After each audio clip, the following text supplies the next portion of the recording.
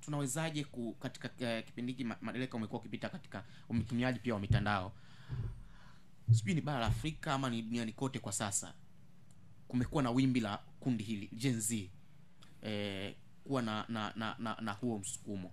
Bahati mbaya zaidi Godi amegusia hapa, ni kundi ambalo inawezekana most ya watu wengi wanaonekana ni graduates wa vyuo mbalimbali, ni wasomi, vijana wengi ni wasomi, lakini inawezekana usomi wao ukashindwa kwenda. Wewe ni mtaalamu wa sheria, walipaswa kufanya nini kwenye muktadha wa kawaida ili madai haya ambayo Godi pengine anayasema wako nayo yangekuwa halali zaidi kuliko njia ambayo inaonekana hivi sasa ni kama ya uvunjifu wa sheria? Kwanza mimi naomba nitofautiane na watu ambao wanadhani kwamba kilichotokea tarehe 29 ambacho kimewahusisha vijana kinatokana na ushawishi wa makundi fulani ya watu walioko ndani ya nchi na walioko nje ya nchi na wanasiasa kwa mfano ndani yao, kwamba hiyo ndio sababu ya vijana kwenda mtaani. Mimi siwezi kuamini vijana ambao ni 60% mpaka 70% kama Godi alivyozungumza nchini kwetu, na wengine ambao ni wasomi kama unavyosema wewe, kwa sababu kila mwaka nadhani Tanzania katika nchi za Afrika Mashariki tunaongoza kwa idadi kubwa ya wahitimu wa vyuo vikuu. Sasa hivi tuna vyuo vikuu karibu kila mkoa. Eti wasomi wa namna hiyo waende wakashawishiwe na mtu tena. Nashukuru mwanasheria mkuu wa serikali wakati anaapishwa alitaja tu kinadharia kwamba wadada tu wawili au dada mmoja, wadada wawili, mmoja anakaa Kenya, mwingine yuko Marekani. Wadada ambao hawakai hapa, hawana hata shilingi 10, hawana chochote cha kumshawishi mtu aliyeko Tabora huko nyumbani kwetu sisi. Wao wapi? Yaani eti wao dada wawe na nguvu kiasi hicho. Serikali yenye rasilimali zote, yenye uwezo wote, yenye utaalamu wote ishindwe kuwashawishi vijana. Mimi sitaki kuamini kwamba hao watu wanashawishiwa na watu. Hao watu ni, tukisema hivyo tunakosea heshima. Hawa ni watu wenye akili zao timamu, na kwa sababu unasema wamezaliwa kuanzia mwaka 2000 kwenda mbele, miaka 90 kwenda mbele. Hawa watu ni zaidi, wana umri zaidi wa miaka 18. Kwa hiyo kama ni kuwaweka kwenye kundi fulani kwenye jamii, tunatakiwa tuwaweke kwenye kundi la watu wazima wanaoweza kujitegemea, ni independent minds. Mimi nadhani serikali isizunguke sana mbuyu. Kama ni swala la kushawishi tu vijana, serikali itumie uwezo wake wote ishawishi vijana. Itumie huo uwezo inao serikali. Serikali ikiamua kuajiri leo watu 500,000, watu 2,000,000, nao huo uwezo. Serikali inaweza ikatengeneza mazingira mazuri kabisa ya vijana wanatoka chuo kikuu kesho kutwa wakajiajiri au wakaajirika. Serikali inaweza ikaweka sera nzuri za kuvutia wawekezaji wakaja hapa wakatengeneza ajira. Sidhani kama mazingira kama hayo yakitengenezwa, kuna kijana ambaye anaamka na uhakika kwenda kupata kipato sehemu fulani atashawishika, kama kweli anashawishika, kwenda kuandamana na kuchoma vituo vya mafuta, kuchoma miundombinu ya umma na vitu kama hivyo. Lakini tatizo la msingi halisemwi. Yaani sinaona kama hapa sasa hivi, yaani watu wanasema kuna watu wanashawishiwa. Wanashawishiwa na nani? Nani wewe mwenye nguvu ya ushawishi kiasi kwamba watu wakaamua kufikia hatua ya kuchoma moto nchi yao? Nani huyo mwenye hizo nguvu? Anazitoa wapi? Serikali inashindwa kuwa yenyewe na watu ambao wana ushawishi kiasi hicho kuwafanya vijana wasifikie hiyo hatua. Sasa hivi angalia kwenye ile tatizo la maandamano. Kuna watu wanaona yale ni maandamano, kuna watu wanaona zile ni vurugu. Lakini kuna watu, na mimi hao watu nawaamini mno. Mmoja wapo Rais wa Jamhuri ya Muungano wa Tanzania, wakati anaapishwa alituambia wazi kabisa kwamba zile vurugu za tarehe 29 kamwe zisihusishwe na vijana wa Tanzania. Rais anazungumza hivyo, wekeni hizo klipu mtaziona. Zimesababishwa na vijana waliovuka mpaka, vijana kutoka nchi za nje, waliovuka mpaka wakaingia ndani kuja kutuharibia nchi yetu. Na mimi Rais Samia namuamini sana.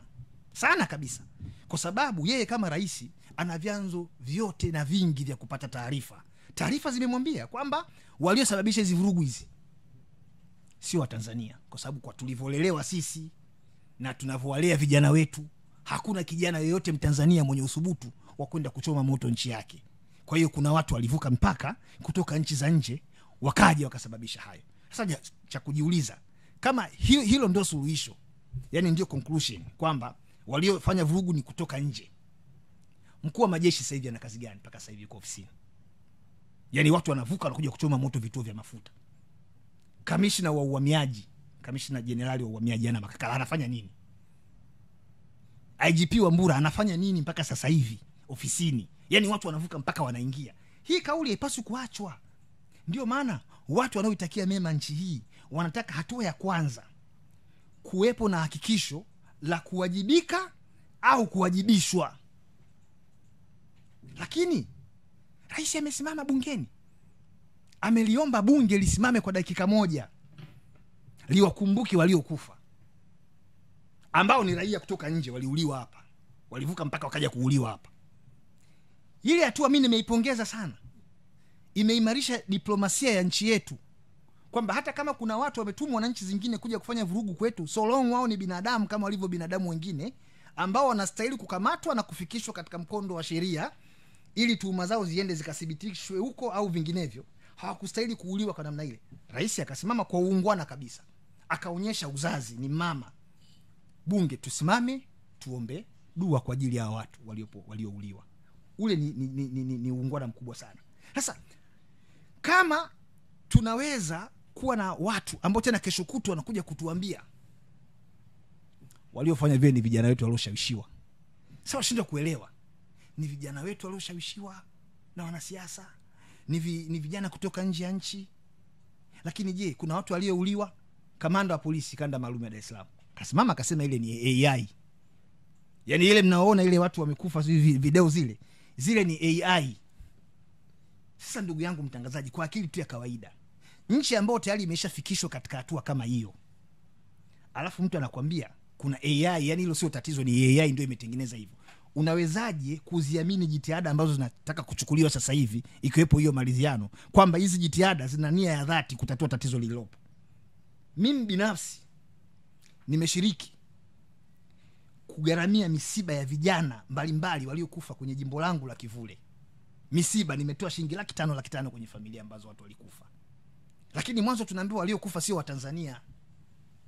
Sasa ni mpaka pale ambako tutakubaliana kama taifa kwamba tunalo tatizo, na tatizo ambalo ni kubwa zaidi sio vituo vya mafuta kuchomwa moto, sio mabasi ya mwendokasi kuchomwa moto, ni loss of human life, upotevu wa maisha ya binadamu. Huo ndio utajiri, ndio hasara namba moja. Mtu akishakufa hatumpati tena. Mabasi ya mwendokasi tutanunua tu, mengine vituo tutajenga. Lakini ili kuonyesha kwamba kuna tatizo kwenye nchi hii, rais amekiri kwamba kilichotokea tarehe 29 kina economic implications. Tutakwenda kunyimwa misaada, kwa hiyo tujifunge mkanda. Tutakosa misaada tulizoea kuipata kwenye taasisi za kifedha za kimataifa, mabenki na vitu kama hivi, tunakwenda kukosa. Sasa kama jumuiya ya kimataifa inamulika Tanzania, kilichotokea tarehe 29 kikatoa taswira kubwa namna hiyo, kwamba hakuna kitu kingine Tanzania inastahili kupewa zaidi ya kuwekewa economic sanctions, vikwazo vya kiuchumi, unawezaje kusema hakuna tatizo limetokea? Kwa ukubwa huo kuna tunafungiwa misaada, nchi ambayo tumejigamba kwa kupewa misaada mingi sana, hasa katika awamu ya kwanza, ni kipindi cha kwanza cha awamu ya 6. Tumekopa sana, karibia zaidi ya trilioni 1.7 tumepata kama mikopo, tumeaminiwa. Halafu leo ghafla wale wote wadau wa maendeleo wanarudi nyuma, wanasema hawawezi kushirikiana na sisi kwa sababu tu ya tarehe 29. Ndio maana mtangazaji, nikasema rais akiamua, na anaweza, mimi naamini anaweza, akiamua hili tatizo linaisha kesho kutwa asubuhi linaisha.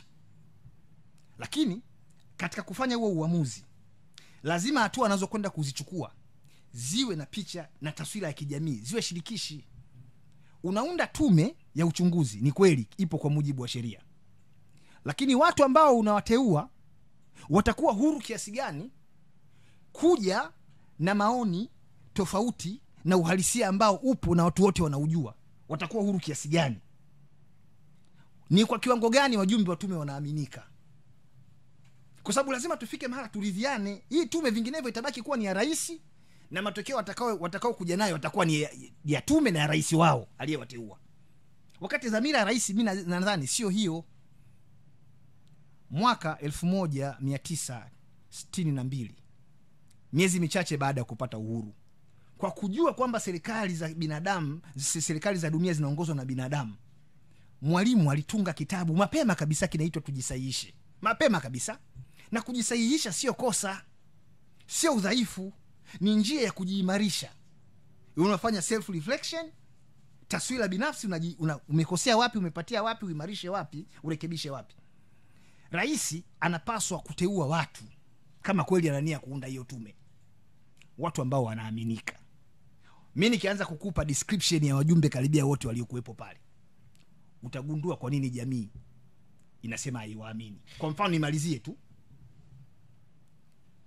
Stergomena Tax alikuwa waziri wa ulinzi tarehe 29 Oktoba. Jeshi lilikuwepo mtaani tarehe 29. Sawa hiyo rekodi yake. Saidi Mwema aliwahi kuwa mkuu wa jeshi la polisi nchini. Aliwahi kukutwa na kashfa ya maabusu kufa huko Mbeya, huko wilaya gani ile, Mbalali alipokuwa anapisiwa Mbeya. Lakini hata kipindi cha uongozi wake, polisi kama taasisi imekuwa ikilalamikiwa mno. Na moja kati ya mapendekezo ambayo yamewahi kutolewa na tume mbalimbali, ikiwepo tume ya juzi tu ya haki jinai ambayo ilikuwa inaongozwa na huyo Mohamed Osman Chande, jaji mkuu mstaafu, ilisema jeshi la polisi lifumuliwe lote. Halijawahi kufumuliwa. Osman Chande mwenyewe, mahakama imekuwa ikilaumiwa hata kipindi cha utawala wake.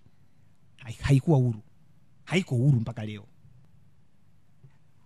Ziko kauli nyingi mno za kisiasa. Kwa hiyo tume kama kazi yake ni kwenda tu kuangalia wapinzani peke yao na kuwafanya hao wapinzani ni raia wa daraja la kwanza, la pili na la tatu katika nchi, tusahau kuhusu mafanikio ya ustawi.